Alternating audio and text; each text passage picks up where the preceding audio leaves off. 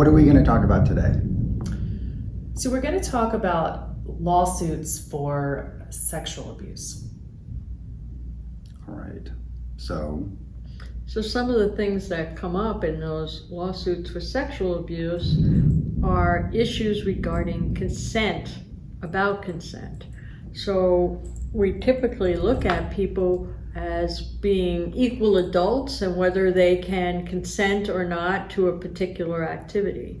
What we find in our sexual abuse cases is that those individuals, those survivors, victims, are not usually in the position to give consent. That can be because they are hospitalized patients in a psychiatric unit, for example, or they are inpatient in a substance abuse treatment center, or they're children. So they can't legally or actually give consent. And so often some of the defenses of they agreed, they consented, really don't come into play for those kinds of cases. And these are cases that we have been handling for a number of years, and would be happy to talk to anybody to sort of go through some of those issues, because lots of our clients have questions about that because they were told maybe by police authorities, maybe by hospital authorities, that there was nothing that can be done because they quote unquote consented. And that's just a lot of times not the truth and not the facts.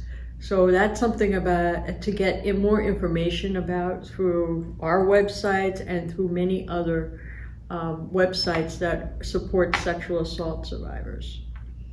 And a lot of times you will see not only does the defense raise the issues of consent, but you'll also see the people that are investigating the claim, the police, the DCF, well-meaning as they may be, blaming the victims. Right. And so often they are told that they consented, or it's implied that they consented by people that are in positions of authority. But that is just not the case, right?